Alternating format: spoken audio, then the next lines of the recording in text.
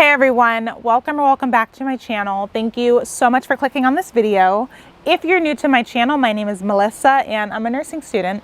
So I am going to be 100% transparent with you guys. This is actually my second time filming this video. I filmed it this morning and I had my coffee, so it was a nice coffee and chat. And then I got on my couch underneath my blankets all ready to edit my video. And I realized that absolutely none of the audio was picked up. So it was just me like mouthing to the camera with absolutely no sound. So I'm now having to film this video for the second time. So since it is now the evening, this is not a coffee and chat, this is a wine and chat because I now have a glass of red wine. I just finished eating dinner. So now I'm just sitting out on the deck, enjoying my wine and talking to you guys. Also, I want to apologize in advance. I am in a very wooded area. Today feels like it's the windiest day of the year so far, so I apologize if the wind is messing up my audio at all at certain parts. If it's really bad, I'll just go ahead and refilm this video. But I just want to get that out of the way. I kind of feel like it might sound like the ocean is behind me. It's just the wind and the trees around me. So now with all of that out of the way, I'm going to go ahead and get started with today's video. I previously filmed a video talking about how to handle or how to navigate nurse bullying. So if you are a nursing student, if you are a nurse working out in the field, if you are being bullied, just tips that you can have just to kind of maneuver that. Unfortunately, nurse bullying is more prevalent than I think that it should be, and it is a really big issue in the profession, in my opinion. So in this video, I thought it would be nice to talk about how to not be a bully yourself, or what you should do if people approach you and say that your attitude is inappropriate, or that you are mean, or that they feel like you are bullying or have bullied them. So the first thing, if somebody ever approaches you and says that you were mean to them, you're rude to them, they feel like you bullied them, or if you just kind of did or said something that rubbed them the wrong way, this sounds so simple, but it can be very difficult for people. The first thing you should honestly do is just listen to them, and don't listen to respond and defend yourself, but listen trying to actually understand where they are coming from. Sometimes I feel like when people approach us with these types of things, it can be kind of instinctual to automatically get defensive, especially if you know what they're referring to and you know that that was not your intention. Your intention was not to be rude to them. It wasn't to make them feel some type of way. But sometimes people's perception of what you say and how you act, sometimes that can be more important than the intention behind it. So maybe within you, you know that that was not your intention. If that wasn't how it was perceived, and if it hurt somebody, you should try to listen objectively, kind of from an empathetic point of view. Try to put yourself in their shoes. So putting yourself in their shoes, imagine that somebody hurt your feelings and you either work up the courage or you swallow your pride to go to them and say, hey, when you did this, it hurt my feelings. When you did this, I didn't like it. And instead of listening to you, they automatically shut you out. They automatically get defensive and it turns into an argument. You wouldn't like that. It probably wouldn't feel very good. You might get defensive yourself. You might even get into some type of a verbal altercation with this person, and it's just not going to be a good outcome. So it's really important that you don't do that to other people, especially if somebody is coming to you calmly, telling you these things, telling you that you offended them or that you bullied them or you hurt their feelings. If they're coming to you calmly, the way that you respond could set the tone for the rest of the conversation. If you respond calmly, you two may be able to have a calm conversation that is productive. If you come in defensive and you automatically start saying you never did that, that's not true, that could amp up the conversation and take it to a level that it honestly does not need to go to. So my first and biggest tip, if somebody ever approaches you saying that you were not nice to them, accusing you of being a bully, try to listen empathetically before you respond. Tip number 2, or the second thing you could do, this one actually, in my opinion, is more so that you don't become a bully or you don't accidentally be rude to somebody, but that is to always try to find common ground with people. And what I mean by that is, you know, if you're watching this video, you're probably an adult. We're not going to like everybody. Just being honest, you're not always going to get along with everyone. Someone might be extremely annoying. Someone might just view the world completely differently than you do. But what I found to be helpful, especially when you kind of meet somebody that you don't really click with, is to try to find at least one thing that you have in common with this person, and you can stick to talking about that. It may be that they're family oriented and you're family oriented, so you only talk about your family. Maybe you only talk about your kids together. It could be that you are an animal lover, they're an animal lover, so maybe you guys only talk about your pets together. And for those of you guys that are watching that are nursing students, nurses, or just in healthcare, sometimes you won't get along with somebody and the only thing that you have in common with them is that they are also a nurse or they are also in healthcare. And so in those scenarios, that is enough to be your common ground. There are going to be people that maybe you literally have nothing else in common with other than the job. And so keep it professional. Just stick to talking about work, patients, and the work environment, and don't talk about anything personal. You don't need to get to know them any further beyond that. Just a personal experience. This is actually when I started doing this trick and when I learned that it worked. I used to work with a woman who, we used to work really closely together, and everyone in the office found her kind of annoying because she would always pass her work off on other people. So she would kind of pretend to be incompetent. She'd be like, oh, I don't know how to use this software. Can you please help me? And then when you go to help her, you end up doing her work for her, or she'll just do things to kind of manipulate you so that you would do her work for her, and then in the end she'd take full credit for it. And so it used to annoy the mess out of me, but the more that I got to know her, the more I realized how extremely family oriented she was. Like, she has a bunch of kids, and when she's not at work, she likes spending time with her children and her grandchildren, just literally making food for them, going over to their houses, having big parties at her house. And I'm very family oriented. I love my family. And so that was our common ground. Anytime I would see her, we would talk about work. And I'd be like, how are your kids? How are the grandkids? She'd show me pictures and I was genuinely interested in it. And she would ask me about my family. She would remember details about my family. You know how you'll mention something in passing to someone and then like a couple of months later they'll bring it up and you'll be like, oh, I can't believe you remembered that. That's how she was with my family. Like, she was so family oriented that she even took an interest in my family. And so to this day, we no longer work together, but we still keep in touch. And so I was able to find common ground with her and stick to that. And it really helped to humanize her. It helped me to empathize with her and see more where she was coming from.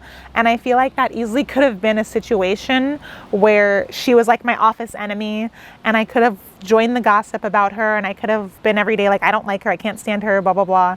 But instead, I went out of my way to try to find something that we had in common. And it turned out that we did have something in common. And I don't know, I just feel like it was a situation that could have ended in her being mean to me or me being mean to her, but we ended up empathizing with one another and relating to each other on a different level because we were able to find something that we had in common. So number 3 is also a preventative measure, and this is to find ways to manage your stress, or if you already have coping mechanisms for managing stress that maybe you're not working out super well, find better ways to manage your stress. So me personally, I know myself, when I'm really stressed out, I get a little bit snippy and my patience gets really, really thin. And it's not intentional at all, but it's just kind of like my reaction to stress. And so I realized this in myself. And so I got a therapist. I try to go to the gym at least 3 to 4 times a week. And it really helps me manage my stress. It could be possible if people say that maybe you're not nice or not super approachable or they feel like you're mean. It could be possible that honestly, you're just really stressed out and you don't really have an outlet for how to manage your stress. I feel like the term self-care has become really popular in recent years on social media, and people advertise it kind of like, buy this product for self-care, have a spa day for self-care, go get your nails done. All of those things are great, but they cost money. And especially in this economy, it's just not accessible to everybody. Same thing with therapy. I'm very blessed that I'm able to have a personal therapist. Most insurances don't cover it. To be honest, self-care does not have to be something that you pay for. Painting your nails at home is self-care. Taking a nap for 15 to 20 minutes out of the day is self-care. Going on a 10-minute walk, journaling, praying, going on YouTube and looking up videos on how to deep breathe or to meditate. All of these are free ways that you can just be mindful for a few minutes each day, decompress, and take care of yourself. And if you are finding good ways to manage your stress, it makes it significantly less likely that you are going to be snipping at other people or that people are going to find you to be irritable and unapproachable. So this next thing is something I think we all could be more mindful of, myself included, and that is to be intentional about not forming cliques. So as humans, I feel like it's just human nature and it's natural for us to kind of gravitate to what we know and what we're comfortable with. So whether that is people that look like us, speak like us, dress like us, maybe they have similar interests, I feel like it's easy to kind of navigate toward people like that and to just kind of stay with what you know and what you're comfortable with. And honestly, there's nothing wrong with that. If you have a lot in common with somebody, maybe you guys have similar backgrounds, you guys can relate to each other, there's nothing wrong with making a connection with people and forming bonds and friendships. But the problem can come when one or a few people are left out of that. So since this can kind of just be subliminal and totally unintentional, I feel like it's something that we all should be mindful of. So for those of you guys that are watching, my nursing students, my fellow nursing students, when you are creating a group text for your classmates, make sure to include everybody in the group text. If you're creating a text message or a group text for clinicals, because clinical groups are smaller, make sure to include everybody in the group text. If you're at clinicals and you're eating lunch and you notice that maybe one person's off to the side by themselves or two people are off to the side by themselves and you are eating with your group of friends, invite them over. If you see somebody just kind of by themselves, a straggler, invite them to come eat lunch with you. So a couple sessions ago, I had clinical with 3 other girls from my cohort, and there was one girl that was not in my cohort. She wasn't in any of our classes. She was in a cohort ahead of us, but she had clinicals to make up. So she was just coming to our clinicals with us. So we didn't know her. We just would see her once a week at clinicals. And I remember she liked to do her own thing. So at lunchtime, me and the girls from my cohort, we'd get our lunches, we'd all sit at the same table. We would like talk about our lives, our like husbands, boyfriends, whatever, just like chit chat, talk about like the TV shows we were watching and just, you know, like friends, eat lunch together. And the girl that was not in our clinical, she would always sit off at a table in the corner by herself, talking on the phone to, I think, her boyfriend or her fiance. And every week we would go over to her and we would invite her to sit with us, and she declined. But I feel like it's not about whether or not the person declines. You should always extend that invitation for somebody to join you if you see that they're off by themselves. So my mom has this saying where it's like, don't take away someone's no.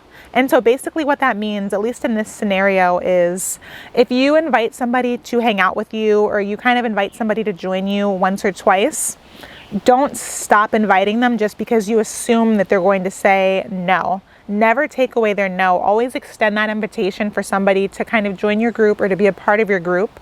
And if they say no, that's on them. But at least you extended the invitation so they know that they're welcome. So for those of you guys that are done with school and you're in a professional setting, the same thing applies. It may not look exactly the same. So if you're in a classroom, if you have a group text, you really should have everybody in the class in the group text if it's pertaining to school. If you're in a professional setting, you're not obligated to communicate with your coworkers outside of work, but just try to be mindful about not being obviously cliquey. So if you have a party, maybe you're inviting some of your coworkers, but not others. That's perfectly fine. You're not obligated to hang out with your coworkers outside of work, but maybe don't talk about the party at work in front of people that are not invited. Because put yourself in their shoes. Imagine if you came into the office or your work setting and you hear everybody talking about some fun, amazing party over the weekend that you weren't even invited to. Imagine if that wouldn't feel pretty good. So try to be mindful and don't do that to other people.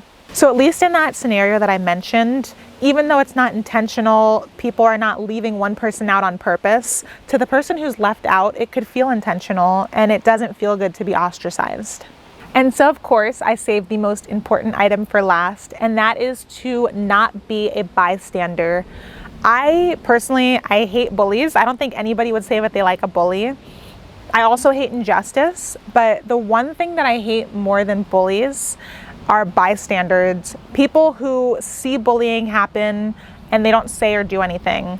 People who see something happening that they know is not right. It goes against their morals and their ethics, but they are not able to stand up and say something. If you see someone being bullied, if you see someone being spoken to in a mean way, if you see somebody being ostracized, say something, and say something in the moment. Stand up for them. If you are painfully shy and you were just not able to do that and say something in the moment, at the very least, if you see somebody being bullied, console them after it happens and let them know you saw what happened. And if they ever want to report it to somebody, you can be a witness for them. You can stand up next to them and attest to what happened, and you can help to defend them in that sense. For those of you guys watching my videos who are either nurses, nursing students, or you are looking to become a nurse and you're looking to go to nursing school, the thing about nurses is that we are supposed to be advocates. We're supposed to advocate for our patients. We're not supposed to just stand around and let bad things happen to them. And honestly, I feel like that should trickle into our everyday lives, whether that is with coworkers, friends, or just kind of people that we see in professional settings. If you see bad things happening, as a nurse or as a prospective nurse, you should not just stand idly by. You should always be an advocate and try to make the world a better place. And you can be assertive without being aggressive. If you're standing up for somebody, you don't have to yell, you don't have to be mean, but you can just make your presence known, make it know that you do not condone what is going on. I feel like in a lot of these situations, especially in school settings and professional settings, a lot of people see these types of things happening. They don't agree with it. They don't like that it's happening. It makes them uncomfortable. But for one reason or another, they don't actually stand up and say something to stop it. I feel like if enough people stand up and say something to stop it, that could honestly just end the issue of nurse bullying. So that is it for me. If you made it to the end of this video, thank you guys so much for watching. If you have a comment or a question, please feel free to comment down below. If you have something private that you ever want to talk to me about, I always put my email address in the description box below, and I try to be good about answering my emails at least every couple of days. Please thumbs up this video if you liked it. Please subscribe to my channel if you have not yet subscribed. Thank you guys so much for watching, and I will see you in my next video.